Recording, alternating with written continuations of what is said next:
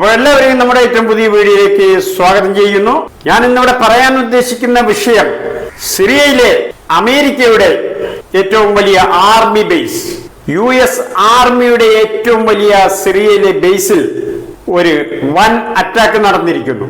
വൻ അറ്റാക്ക് എന്ന് പറഞ്ഞാൽ ചെറിയ സംഭവമൊന്നുമല്ല, ഒരു ഭീകരമായ അറ്റാക്കാണ് അവിടെ നടന്നിരിക്കുന്നത്. നൂറുകണക്കിന് സൈനികരാണ് അവിടെ മരിച്ചു വീണിരിക്കുന്നത് എന്നൊക്കെയാണ് നമുക്ക് അറിയാൻ കഴിഞ്ഞത്. അനവധി പേർക്ക് പരിക്കേറ്റിട്ടുണ്ട്. ഈ സംഭവത്തിന് ആധാരമായ കാരണങ്ങൾ ഞാൻ നിങ്ങളുടെ മുന്നിൽ വിശദീകരിക്കാം. അമേരിക്ക ഏതാനും ദിവസങ്ങൾക്ക് മുൻപാണ് പറഞ്ഞത്, ഞങ്ങളുടെ ആർമി ബേസ് എല്ലാം സുരക്ഷിതമാണ്, ഒരു പ്രതിരോധ സേനകൾക്കും ഒരു ഓപ്പോസിഷൻ പ്രതിരോധ സേനകൾക്കും ഒരു പോരാളി ഗ്രൂപ്പിനും തൊടാൻ പറ്റില്ല ഞങ്ങളുടെ ആർമി ബേസിനെ. ആ രീതിയിലുള്ള വ്യോമ പ്രതിരോധ സംവിധാനങ്ങൾ കൊണ്ട് ഞങ്ങൾ വളഞ്ഞിരിക്കുകയാണ്. അവിടെ കടന്നു കയറി ആക്രമിക്കാൻ കേൾപ്പുള്ള ഒരു പോരാളി സംഘടനയും ഒന്നും ഇവിടെ ഇല്ല എന്നൊരു വെല്ലുവിളിയൊക്കെ നടത്തുകയുണ്ടായി. അത് കാലങ്ങളായിട്ട് നടത്തിക്കൊണ്ടിരിക്കുന്ന ഒരു വെല്ലുവിളിയാണ്. അപ്പോൾ അവർ പറഞ്ഞ അതേ ബേസിൽ ഏറ്റവും കൂടുതൽ സൈനികരുള്ള ബേസ്, ഏറ്റവും കൂടുതൽ വ്യോമ പ്രതിരോധ സംവിധാനങ്ങളിലൊക്കെ ഉറപ്പിച്ചു വെച്ചിട്ടുള്ള അമേരിക്കൻ ആർമിയുടെ ബേസാണ്. ഈ ബേസിൽ അറ്റാക്ക് ചെയ്തിരിക്കുന്നു. ഒരു ഭീകരമായ അറ്റാക്ക്, മാരകമായ അറ്റാക്ക് നടത്തിയിരിക്കുന്നത് ഇസ്ലാമിക് റെസിസ്റ്റൻസ് ആണ്, അവരെയാണ് ഞങ്ങൾ സംശയിക്കുന്നത് എന്നാണ് ഇപ്പോൾ കലങ്ങിയ കണ്ണുകളോടുകൂടി അമേരിക്കൻ സൈനിക നേതൃത്വം പറയുന്നത്. ആരാലും തകർക്കാൻ പറ്റാത്ത, തൊടാൻ പറ്റാത്ത, സ്വപ്നം കാണാൻ പോലും പറ്റില്ല എന്ന് വെല്ലുവിളി നടത്തിയിട്ട് ഏതാനും ദിവസങ്ങൾ മാത്രമേ ആയിട്ടുള്ളൂ. അതിനുള്ളിൽ തന്നെ ഒന്നര ആഴ്ചയായി കാണും, അതിൽ കൂടുതലായി കാണില്ല. അതിനുള്ളിൽ തന്നെ അവിടെ പണി കൊടുത്തിരിക്കുന്നു. അപ്പോൾ ചിലർക്കെല്ലാം ഒരു സംശയം ഉണ്ടായേക്കാം, ഞാൻ ഈ പറയുന്നത് നുണയാണ്, ഞാൻ അമേരിക്കൻ വിരോധിയാണ്, ഇസ്രയേലി വിരോധിയാണ് എന്നൊക്കെ ചിലർക്കൊരു സംശയം ഉണ്ടായേക്കാം. സംശയം ഞാൻ തീർത്തു തരാം. ഞാൻ ഇസ്രയേലി വിരോധി തന്നെയാണ്, അമേരിക്കൻ വിരോധി തന്നെയാണ്, സാമ്രാജ്യത്വ വിരോധി തന്നെയാണ്. അതോടൊപ്പം തന്നെ എല്ലാ അറബ് രാജ്യങ്ങളിലെയും ഭരണകൂടങ്ങൾക്ക്, ഭരണകർത്താക്കൾക്ക്, രാജകുടുംബങ്ങൾക്ക്, രാജാക്കന്മാർക്ക്, സ്വേച്ഛാധിപതികൾക്ക് എതിര് തന്നെയാണ് ഞാൻ. ആയതുകൊണ്ട് ആ എതിര് എന്റെ ഉള്ളിൽ വെച്ചുകൊണ്ട് തന്നെയാണ് ഞാൻ പറയുന്നത്. ഇതാ നൂറുകണക്കിന് US ആർമിയുടെ ജഡങ്ങൾ അവിടെ കത്തിക്കരിഞ്ഞ നിലയിൽ കിടക്കുന്നു. അവർ സംശയമാണ് പറയുന്നത്, ഇസ്ലാമിക് റെസിസ്റ്റൻസ് ആണ് ഈ ആക്രമണം നടത്തിയതിന്റെ പിന്നിൽ എന്ന് പറഞ്ഞു വെക്കുന്നു. ഒരുപക്ഷെ വേറെ മറ്റേതെങ്കിലും ഗ്രൂപ്പുകളായിരിക്കാം, ഹിസ്ബുള്ളയോ ഹൂത്തികളോ അങ്ങനെ ആരെങ്കിലും ആയിരിക്കാം. ഏതായാലും HHH എന്നറിയപ്പെടുന്ന ഹമാസ്, ഹിസ്ബുള്ള, ഹൂത്തി സംഘങ്ങളുടെ ആ വിഭാഗത്തിലെ വ്യോമസേന എന്ന് അറിയപ്പെടുന്നത് ഹൂത്തികളെയാണ്. ഹൂത്തികളാണ് വ്യോമസേന. കരസേനയാണ് ഹമാസ്. നാവികസേനയുടെ ജോലിയും അതോടൊപ്പം തന്നെ വ്യോമസേനയുടെ ജോലിയും ഹിസ്ബുള്ള ചെയ്യാറുണ്ട്. അപ്പോൾ നമുക്കൊരു പണി ചെയ്യാം. ഇപ്പോൾ സംഭവിച്ച വിഷയം, അതിന്റെ വീഡിയോ ക്ലിപ്പിംഗ് ഒന്ന് കണ്ടുനോക്കാം. ഇതാ കണ്ടോളൂ.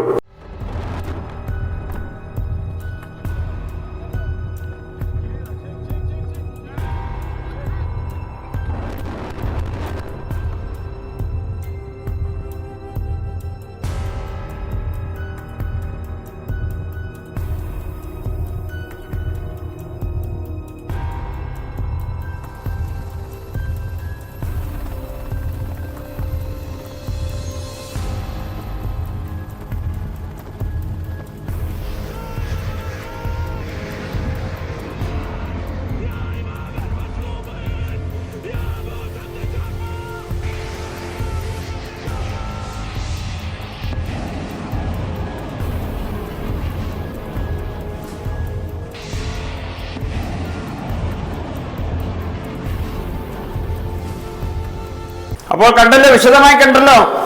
ഇവിടെ സിറിയയിൽ അറ്റാക്ക് നടന്ന ഉടനെ ഏതാനും മിനിറ്റുകൾക്കുള്ളിൽ ഇസ്രയേൽ തെരുവീഥികൾ ശൂന്യമായി. ഇസ്രയേലിലെ തെരുവീഥികളിൽ ഒരു ഇസ്രയേലി സൈനികനെയും കാണുന്നില്ല, ഒരു ഇസ്രയേലി സിവിലിയനെയും കാണുന്നില്ല. എപ്പോഴാണ്, ഏത് ബേസിലാണ് അവിടെ അറ്റാക്ക് ചെല്ലുക, ഏത് സമയത്തും എവിടെയും എന്ത് സംഭവിക്കാമെന്നുള്ള അവസ്ഥയാണ് ഇസ്രയേലിനകത്ത്. അപ്പോൾ അറ്റാക്ക് നടത്തിയത് സിറിയയിലാണ്. അപ്പോൾ ഈ യഹൂദ കൂട്ടങ്ങളുടെ ഭയപ്പാട് എത്രത്തോളം ഉണ്ടെന്ന് ഒന്ന് നിങ്ങൾ ചിന്തിച്ചു നോക്കുക. ഭയന്ന് വിറച്ച് മാളത്തിൽ കയറി, തുളയിൽ കയറി, തുളയെല്ലാം ഫില്ലായിരിക്കുകയാണ്. തുളയെല്ലാം ഫില്ലായി, തെരുവീതികൾ ശൂന്യമായി.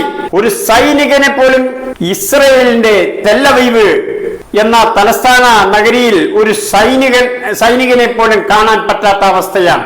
ഭീരുക്കളാണിവർ. സൈനികരാണ് ഓടി മറഞ്ഞിരിക്കുന്നത്. അവരെ തെറ്റ് പറയാൻ പറ്റില്ല കേട്ടോ. അവർ ഈ മറഞ്ഞിരിക്കുന്നതിന് തെറ്റ് പറയാൻ പറ്റില്ല. കാരണം അവിടെ ഇത് നൽകിയതൊരു സൂചന ആകാം. അതിന്റെ അടുത്ത നിമിഷങ്ങളിൽ തെൽ അവീവിലേക്കും വന്നേക്കാം. തെൽ അവീവിലെ സൈനിക ബേസുകളിൽ അടുത്ത ആക്രമണം നടക്കാൻ ഒരുപക്ഷെ സാധ്യതയുണ്ട്. എവിടെയാണ് എന്താണ് സംഭവിക്കുന്നതെന്ന് യാതൊരു പിടിയുമില്ല. ആകെ ഭയപ്പാടിലാണ്, പേടിച്ച് വിറച്ചിരിക്കുകയാണ്. ഇവരാണ് വെല്ലുവിളി ഉയർത്തുന്നത്. പേടിയിൽ നിന്നുണ്ടാകുന്ന വെല്ലുവിളിയാണ് ഇവരുടെ തൊണ്ടയിൽ നിന്നും പുറത്തു വരുന്നത്. ഇവർ ധൈര്യമുണ്ടെങ്കിൽ ഈ പ്രതിരോധ സേനകളെ ഇല്ലായ്മ ചെയ്യുക. ഒരാഴ്ചക്കുള്ളിൽ തകർത്തെറിയുമെന്ന് പറഞ്ഞിട്ട് ഒരു വർഷമായിരിക്കുന്നു, തൊടാൻ പറ്റിയിട്ടില്ല എന്ന് മാത്രമല്ല, അവരുടെ ആസ്ഥാനം തന്നെ കത്തിക്കുകയാണ്. കത്തിയമരുന്ന ചിത്രം കണ്ടാൽ സഹിക്കാൻ പറ്റില്ല. ആർക്കാ? എനിക്കല്ല കേട്ടോ. I am very happy. ഞാൻ വളരെ സന്തോഷവാനാണ്.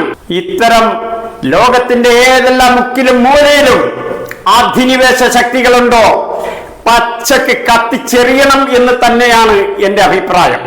അധിനിവേശത്തിന്റെ കൈപ്പിനീർ കുടിച്ച ഇന്ത്യയിലെ പൂർവ്വ ജനവിഭാഗങ്ങൾക്ക് വളരെ നന്നായി അറിയാം. നമ്മളൊക്കെ പിറന്നു വീണപ്പോൾ 100% സ്വതന്ത്രമായ ഭാരതത്തിലേക്കാണ് നാം പിറന്നു വീണത്. അതുകൊണ്ട് നമുക്കത് മനസ്സിലാകില്ല. നമ്മുടെ പൂർവികർ ഒരുപാട് അനുഭവിച്ചതാണ്. വാഗൺ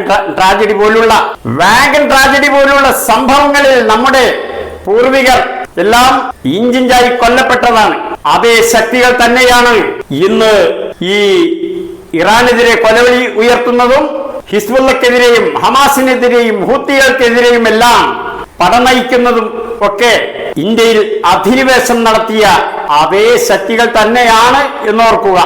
എങ്കിലും ഇന്ത്യയിൽ കുറച്ചാളുകളുണ്ട് ഇപ്പോഴും കൊച്ചു കുഞ്ഞുങ്ങളെ അരിഞ്ഞു വീഴ്ത്തുന്ന, കൊച്ചു കുഞ്ഞുങ്ങളെ പച്ചക്ക് കത്തിക്കുന്ന ഈ അധിനിവേശ ശക്തികൾക്ക് സിന്താപ വിളിക്കുന്ന അനേകം ജനവിഭാഗങ്ങൾ ഇന്ത്യയിലുണ്ട്. ജനസംഖ്യയുടെ ബഹുഭൂരിപക്ഷവും അത്തരം ആളുകളാണ്.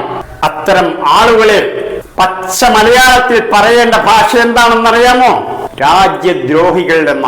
ഇത്തരക്കാർ ബ്രിട്ടീഷുകാർ ഇവിടെ അധിനിവേശം നടത്തിയപ്പോഴും ഇവർ ചെയ്തത് അത് തന്നെയാണ്. ഇത്തരക്കാരിൽ ഒരെണ്ണം പോലും രാജ്യത്തിനു വേണ്ടി ചോരയും നീരും കൊടുത്തവരുടെ വീരശൂര പരാക്രമികളായ ദേശാഭിമാനികളുടെ കൂട്ടത്തിൽ തപ്പി നോക്കിയാൽ ഉണ്ടാകില്ല. അത്തരക്കാരുടെ സന്തതി പരമ്പരകളാണ് ഇന്ന് കൈകൊട്ടി ചിരിക്കുന്നത്. അവർക്ക് ഇഷ്ടമില്ലാത്ത വിഭാഗത്തിലെ ഒരു കുഞ്ഞ് മരിച്ചു വീണാൽ അവർ ചിരിക്കുന്നു. എങ്ങനെ ഇവർക്ക് ചിരിക്കാൻ സാധിക്കും എന്നാണ് ഞാൻ ചിന്തിക്കുന്നത്. ഏത് മതവിഭാഗത്തിൽപ്പെട്ട കുഞ്ഞുങ്ങളാകട്ടെ മുതിർന്നവരാകട്ടെ അപകടത്തിൽ മരിക്കുമ്പോൾ എനിക്ക് ചിരി വരില്ല. ഞാൻ ചിരിച്ച ചരിത്രവുമില്ല. അങ്ങനെ ചിരിക്കുന്നത് സാത്താന്റെ സന്തതികൾക്ക് മാത്രമേ സാധിക്കൂ. ആയതുകൊണ്ട് ഈ വീഡിയോയിൽ ഞാൻ കൂടുതലായിട്ടൊന്നും പറയുന്നില്ല. ഇത്രമാത്രം പറഞ്ഞുകൊണ്ട് എന്നെ ശ്രവിച്ച, എന്നെ കേട്ട എല്ലാവർക്കും എന്റെ വലിയൊരു സലാം.